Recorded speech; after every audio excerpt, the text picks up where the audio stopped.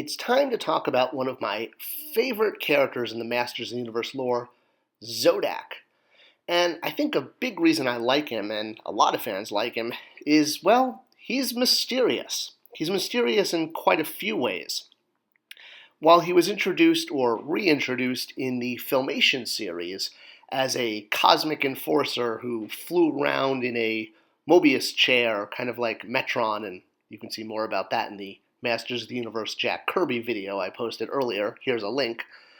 But regardless of his design influences, he was shown in the Filmation series as a neutral character. Not evil, not good, but a character who would show up to ensure the balance of power or balance of the universe was always respected. And it was later expanded that it wasn't just Zodac doing this, but he would recruit others to his side, and there was a large force of these cosmic warriors out there doing cosmic warrior things. And as time went on and the brand began to evolve and add more and more characters, there would also be more and more cosmic warriors added to this, I guess, team, for lack of a better word. Although Zodac was kind of always used as the, the leader of them in his floating chair there. So how did this happen? How is it that a brand that was very clearly divided as evil warriors and heroic warriors wind up with a character that was not only not part of Eternia, but was known as being neutral? I mean, there's really not that many action figures out there that have this kind of alliance. He was reimagined in the 2000X Mike Young series as more of a mystic warrior, and he was made an African-American or Eternian American, African Eternian. I don't even know how to go there. But he was, his skin color was changed for diversity, and he was made more of a Snake Man warrior, or an enemy of the Snake Man, if you will, who had the power to understand his enemy's weakness at like one glance. That became his superpower. And this was one of the reasons I like Zodac so much, is I really loved the role he had in 2000X. He also introduced a lot of interesting visuals to the brand, including that awesome cosmic blaster and the helmet, which again, very, very Jack Kirby Fourth World, because, as noted earlier, Mattel was working on Fourth World material prior to this. And of course, there's the E-Vest, which also became the vest for Wundar the Savage He-Man, which came in the weapon pack. But again, that's a video for another time. So back to kind of the mysteries of Zodac, and they're a little deeper than most people realize, and they go back to the origins of the line and the character rollout that was originally created versus what actually showed up on shelf. So in a lot of early material, Zodac is clearly noted as using all his evil power at his command, and he battles the heroic warriors. Here he is blasting He-Man with his ray gun. And on the cross-sell on the back, all the way through 1983, he would flip-flop between being evil cosmic enforcer to just cosmic enforcer. And there was kind of little rationale for this. And he would be grouped with the evil warriors inside of the booklet cross-sells and on the back of packaging, where you would see him on there, next to Triclops, under Merman, there as evil cosmic warrior. But this wasn't, I guess you could say, set in stone, and it wasn't permanent, because while he would appear as a evil cosmic warrior in some cases, sometimes he would just be a regular cosmic enforcer. In fact, the original 82 rollout just had him as a cosmic enforcer. They didn't add evil till a little bit later. So why did they add evil, and then why did they take it away again? Why flip-flop his allegiance? And how in the world did he become such a mysterious character in the brand, not to mention the fact that he disappeared from store shelves for a long time before coming back? Well, like most mysteries, it all goes back to women. And I mean that in a very good way. I have nothing but amazing respect for women. And the woman I'm talking about, of course, is Teela, because when you're talking about Masters of the Universe, she is the first female introduced into the series, and probably one of the most well-known, maybe next to She-Ra and Evil-Lyn, Sorceress, but, it's all about Teela. So originally, two different female characters were designed for the Masters of the Universe line. One was Teela the warrior, and the second was the goddess, who was going to be the mystic, magic-wielding female. And later on, for reasons, they were combined and separated and turned into one character and then separated again. And Teela was a clone of the sorceress, or the goddess, as her name flip-flopped. And it's complicated, like a Facebook status. But she finally wound up being one character, Teela the warrior goddess. And this is key, and it's also key to what happened with Zodac and how he was introduced into the line.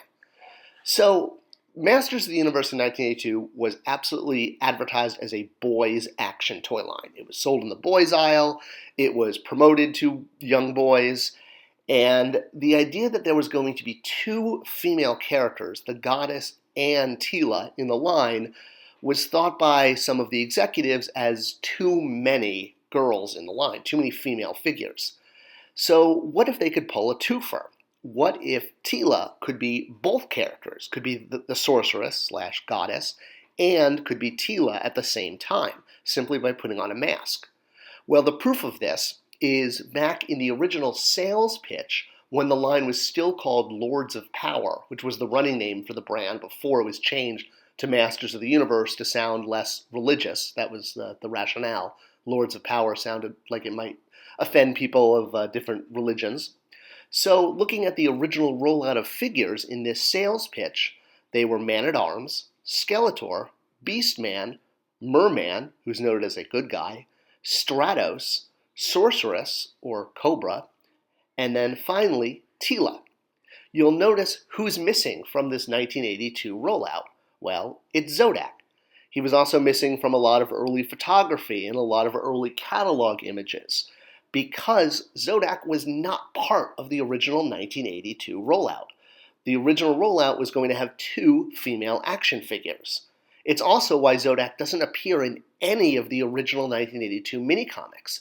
The minicomics were deliberately written and drawn to sell and mention all of the features of the figures, playsets, and vehicles. Yet he's completely absent from all of these minicomics, which is odd because you'd think they'd want to sell all of the characters and promote them all. So how did we get this cosmic character so early in the line that wasn't planned for it, was not part of the sales pitch, did not appear in the mini-comics, did not appear in a lot of promotional materials, yet he was ready to go in 1982? Well, the reason for that is once it was decided that Teela as an action figure could basically do double duty and be two different female characters simply by putting on different armor. And this is also consistent with the fact that the original line was all about armor and the powers that people got from their armor. He-Man received a force field by putting on his armor. So, because you no longer had two females, a new character was needed. And the earliest he could appear in some of the material, some of the canon, was in things like the Talon Fighter radio storybook, where he appears as a mystic on a giant mountaintop, showing He-Man where the Talon Fighter is. As well as in the early DC comic books, Mattel partnered with DC between Mini-Comic Batch 1 and Mini-Comic Batch 2. And DC had, in a way, carte blanche to expand the universe, and they created characters like Prince Adam and really defined the fact that He-Man, is a transformation of Prince Adam, and because Zodac was now part of the line, now that Teela and Goddess had been combined into two characters, he was a late add, so he was now available to use for them. And they were the ones who expanded and made him into a cosmic warrior that was going to have a chair similar to Metron, that he's absolutely based on. Mattel did label him as Cosmic Warrior, but DC are the ones that told sort of the first story of him being from the cosmos and visiting Eternia. So, expanding on who he was, the cross-sell art that Mattel used just had him as an evil warrior who also was a cosmic warrior. So, you can see that's why he was grouped. Well, actually, no, let me take that back. That's why he was added to the line late in the game. But that still doesn't answer why he was grouped as a member of the evil warriors and not as a heroic warrior or even a neutral warrior. Well, the answer is his feet.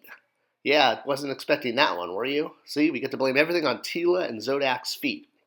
So, while later incarnations of Zodac was going to have the boots that were used for a lot of figures in classics, and we actually did multiple versions of Zodac, doing more of a Filmation version. Going back to the original Bucks of the 1982 line, there were three. The human Buck, Man-at-Arms and He-Man used this. Then there was the Beastie Buck, that was used by Beastman and also used by Stratos. And then there was the Reptile Buck, which was used by Skeletor and also by Merman. With these three bucks, the idea was you could make any type of character by swapping around parts. Obviously, Teela needed a 100% fully tooled female buck, and the idea originally being to release two different characters, then combined into one for cost saving and marketing purposes to not have too many females in a boy advertised line. Well, along comes the need now to create a eighth character to fill out the rollout that was promised to sales, and Zodac is created, but he's done so by combining multiple bucks. He has some beastly buck for the chest, he has the human shorts, he has the reptile arms and legs, and this is very key, because since he had the reptile legs with the three toes, and not the human feet or the human boots that Man-at-Arms and He-Man had, well, this was what made him evil. It was decided that anyone with clawed feet, that was a sign you were an evil warrior. I had a discussion with this about when I was at Mattel with one of the designers who was on the line at the time, and I asked him about this directly, why Zodac was made an evil warrior, and he said it was the feet. Anyone with clawed feet was made an evil warrior. And this was deliberately done because Mattel really wanted the line to be balanced, to have an equal number of good guys and bad guys. Perfectly balanced, this whole thing should be. And this balance became very important, really, for the cross-sell, so that it looked neat on the back, and you had an even number of good guys and bad guys. And by having Zodac be one of the bad guys, it meant that the cross-sell was going to look nice and look clean and be easy to read. Obviously, as things evolved, Zodac, with clawed feet intact, went on to become a neutral character who was neither good nor bad, but he really tended to favor the side of good guys, especially in the 2000X series, where he's clearly a good guy battling the Snake Men. But because his feet had those claws back in the day, that meant he was going to be evil. Clawed feet means evil, apparently. So, yeah, hey, avoid clawed feet. And because DC and Filmation recast him really as this visitor from outer space, not just a cosmic warrior who lived on Eternia, who battled with the heroic warriors, well, he was now firmly a neutral space trolling good guy who came to ensure everything always worked out and good or evil didn't overtake the other too much, I guess. Hey, why not? And you'll notice that he also lost his claw feet in Filmation. But that's a story for another time. I hope you enjoyed this video. I hope it cleared up one of those mysteries of the Motu line from the early 80s. And please do share it with others, because it helps tell YouTube to continue to share it. And that's what it's all about, sharing fun toy information. Thanks for watching, and I'll see you guys in the next video.